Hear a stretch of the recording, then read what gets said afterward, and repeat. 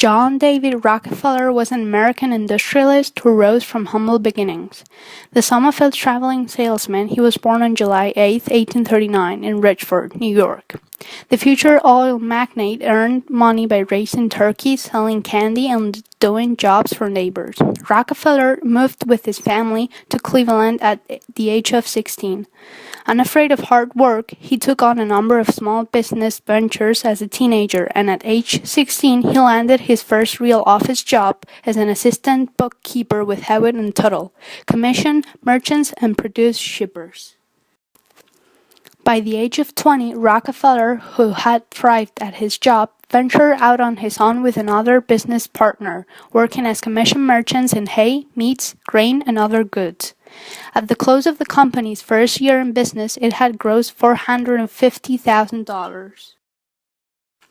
A careful businessman who refrained from taking unnecessary risks, Rockefeller sensed an opportunity in the oil business by the early 1860s, and in 1863 he opened his first refinery just outside Cleveland. Less than a decade later, Rockefeller, founder of the Standard Oil Company, had near total control. When the oil business moved east to Pennsylvania, Rockefeller followed it. By the early 1880s, he dominated the oil business throughout the country, and his company had a net worth of $55 million. Standard's dominance stemmed from its near control and ownership of almost every aspect in the business. Under Rockefeller's leadership, the company established a system of pipelines to transport its product. It owned train cars and scooped up thousands of acres of forest for fuel. He made new and innovative ways to decrease price and increase efficiency at his refineries. Rockefeller eliminated costs by constructing his own barrels in which to ship the oil. He helped the economy by dropping prices on oil from 90 cents per gallon to 58 cents per gallon. In 1862, 42 gallons of oil dropped from $4 to 35 cents. The Standard Oil Company controlled 90% of the refining in the U.S. and about 70% of the refined oil being exported. Rockefeller treated his workers well. He paid them above minimum wage.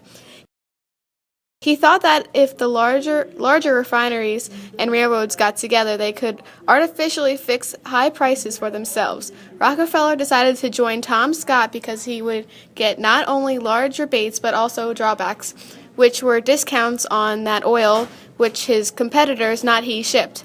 The small producers and refiners bitterly attacked Rockefeller and forced the Pennsylvania legislature to revoke the charter of South Improvement Company. No oil was ever shipped under this pool, but Rockefeller got his bad publicity from it and later admitted that he had been wrong. Rockefeller began to buy up every oil source, refinery, and distributor in the nation. He was then able to drop his prices well below average to put smaller businesses out of business. Although some would accuse him of mistreating his workers, but the truth remains that he did not treat them badly at all. He treated them very fairly.